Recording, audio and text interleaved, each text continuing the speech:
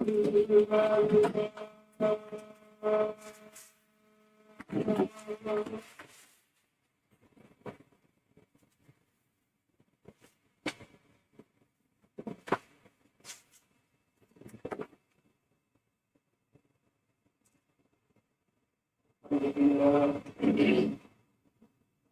لله نحمده ونستعينه ونستغفره ونؤمن به ونتوكل عليه ونعوذ بالله تعالى من شرور انفسنا ومن سيئات اعمالنا من يهده الله فلا مضل له ومن يضلله فلا هادي له ونشهد ان لا There's a box that they have for that promotion that they have, right? But I never see it when I go for this here. Switch. Okay, now I gotta go over to something else because this thing here switches from that promotional thing to our stuff. الشيطان الرجيم بسم الله الرحمن الرحيم Yeah, you got keep moving it. Let me go to let me see. That one now. Go on now. Two. ولا تموتن That's right. Dahil ko to, yung mga L2. Yeah. Okay, go with you now. Di ba pa niya ito? Sige nga L2, right? So ito ba L1? ومن يطع الله ورسوله L1. Iya pa L1? Yeah. Okay. So you command. So now we know L1 and L2. Praise belongs to Allah subhanahu wa ta'ala. We praise Him subhanahu wa ta'ala and we ask Him for guidance and we ask Him subhanahu wa ta'ala for forgiveness. And we seek protection in Allah subhanahu wa ta'ala from the evil of our own soul and the evil of our own actions. Please remember Allah subhanahu wa ta'ala.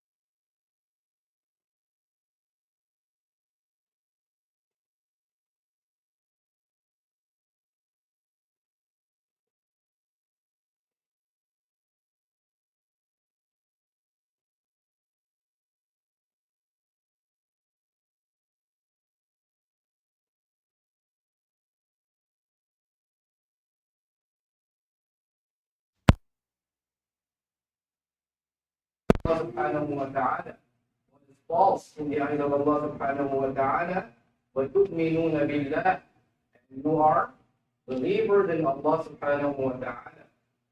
We thank Allah subhanahu wa ta'ala for bestowing upon us this great gift of His without us asking Him subhanahu wa ta'ala.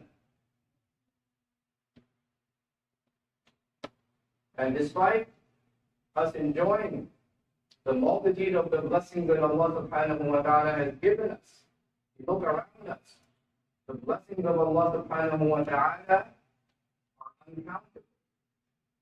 Just think about the time since you woke up in the morning.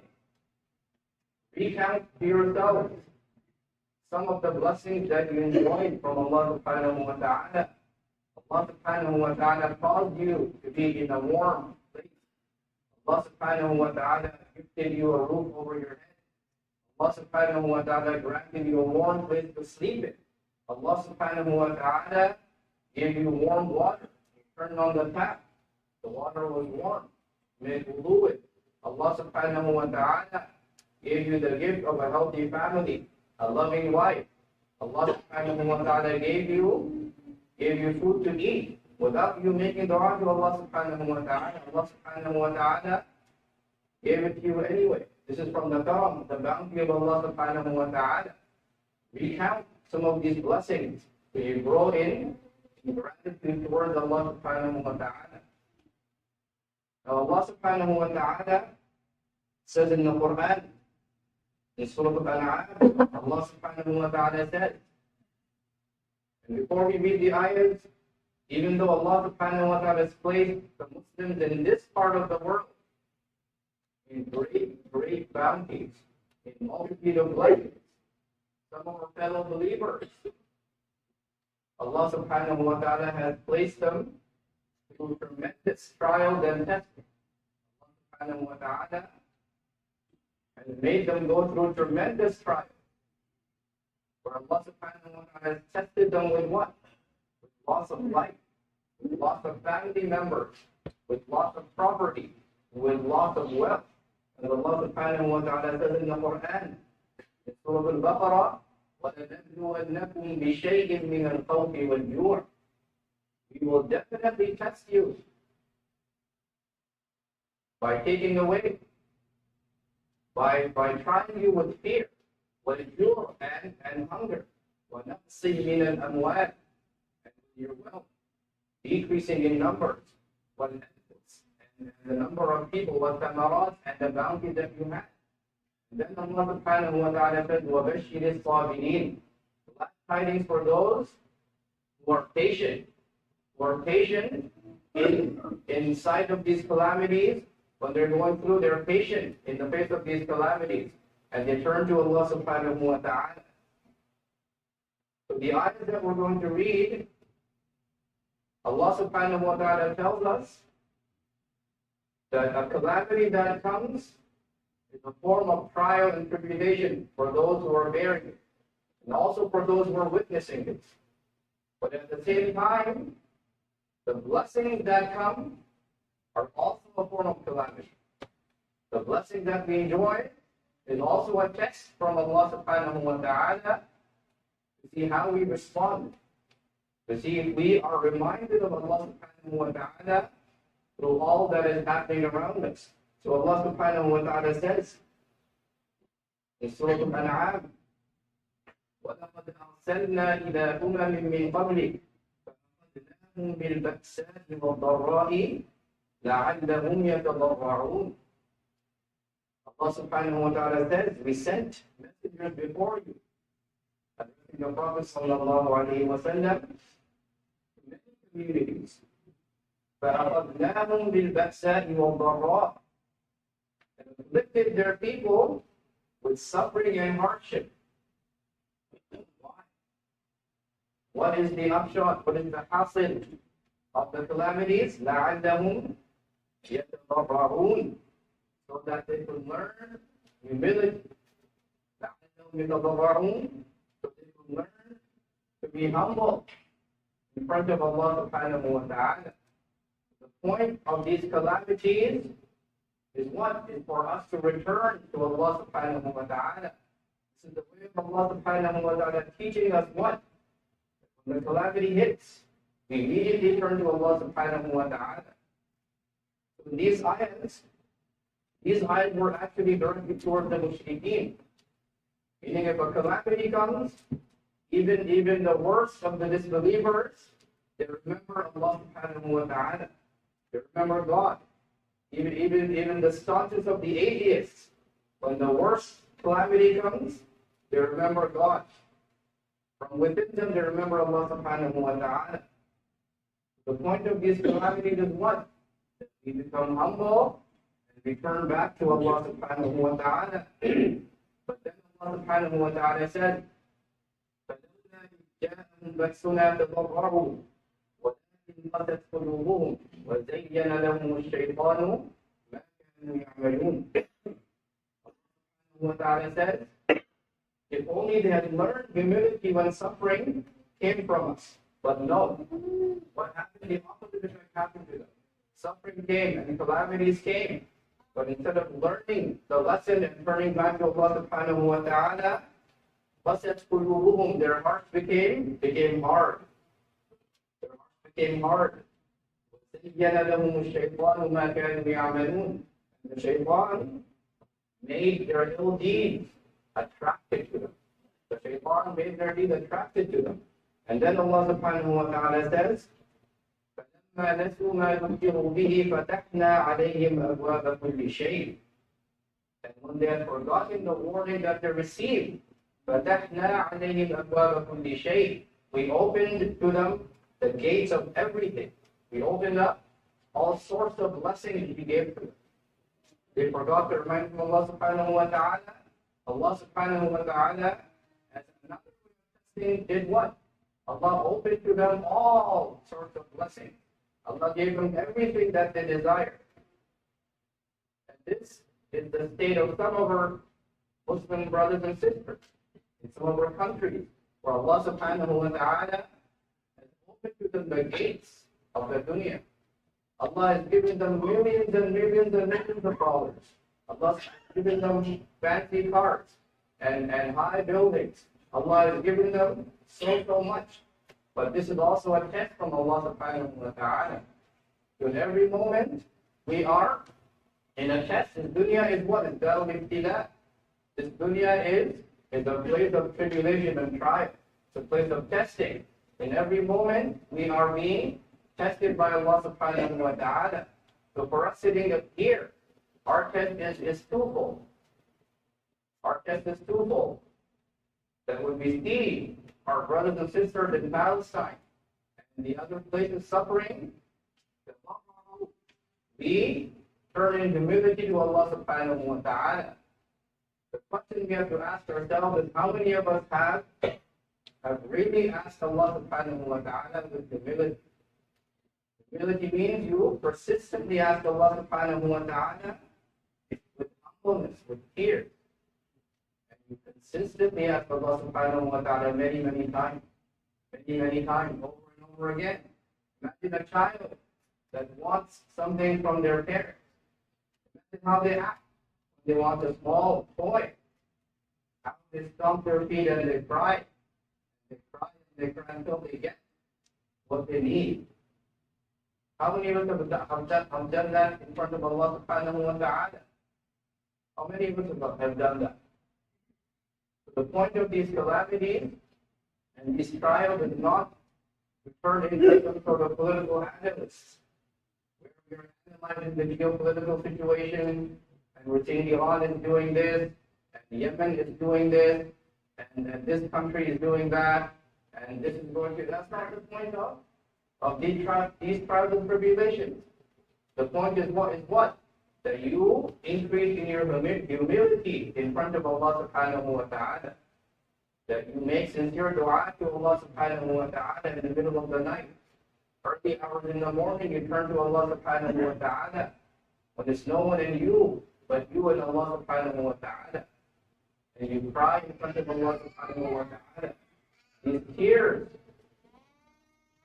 showing your sincerity in front of Allah subhanahu wa ta'ala, And these tears are what's going to help your brothers and sisters who are suffering all over the world. If you really care about them, then this is how you would respond. You would respond with the utmost humility in front of Allah subhanahu wa ta'ala. You would lower yourself in front of Allah subhanahu wa ta'ala. You raise your hand and ask Allah subhanahu wa ta'ala. And this is the sunnah of the Prophet sallallahu alayhi wa sallam. The Prophet sallallahu alayhi wa sallam used to cry so much that his blessed beard would be drenched in tears. Sallallahu alayhi wa sallam. Where are we adopting this sunnah of the Prophet sallallahu alayhi wa sallam? It is a myth that some people say that grown men don't cry. Grown men cry in front of Allah subhanahu wa ta'ala. That is the sign of a real man. And the Prophet sallallahu alayhi wa sallam was the realest of all real men sallallahu alayhi wa sallam. If you truly want to make a difference in this world, then you present your pleas to Allah subhanahu wa ta'ala. You present your case to Allah subhanahu wa ta'ala, and you increase in humility in front of Allah subhanahu wa ta'ala. Now on the other hand, we are enjoying these blessings from Allah subhanahu wa ta'ala, and that itself is a form of trial and tribulation from Allah subhanahu wa ta'ala that can also remind us of the things that we could enjoy in Jannah.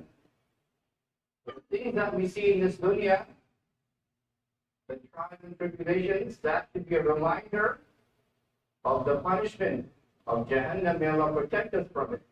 And the blessings that we enjoy, it should be a reminder of the blessings that are about to come in Jannah, that Allah subhanahu wa ta'ala is going to bestow upon us.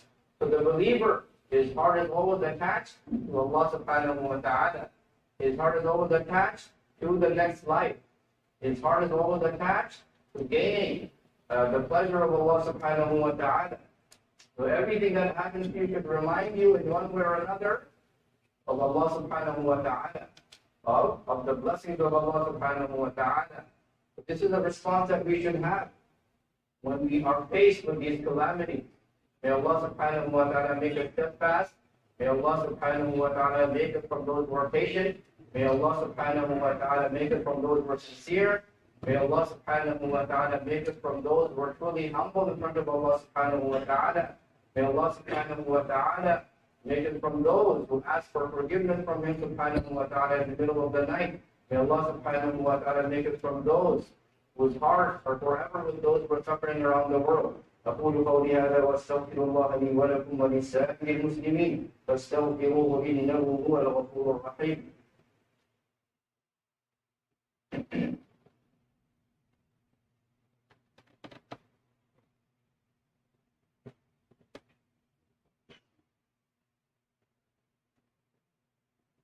الحمد لله وكفى والصلاة والسلام على عباده الذين اصطفى أوصيكم ونفسي بتقوى الله فإنه خير الزاد. One more point we will talk about and we'll end the khutbah inshallah. One of the ways of attaching our hearts to Allah subhanahu wa ta'ala is through a virtue that the Prophet sallallahu alayhi wa sallam called haya. The virtue the Prophet sallallahu alayhi wa sallam called haya. The Prophet sallallahu alayhi wa sallam, he said, al-haya'u la yati illa bi khayr. Haya to be translated as a shyness or pious shyness from committing sins. Shyness from committing disobedience of Allah subhanahu wa ta'ala. The Prophet sallallahu alayhi wa sallam, the shyness does not bring anything except good. The shyness does not bring anything except goodness. And this is something that we are in need of in our times.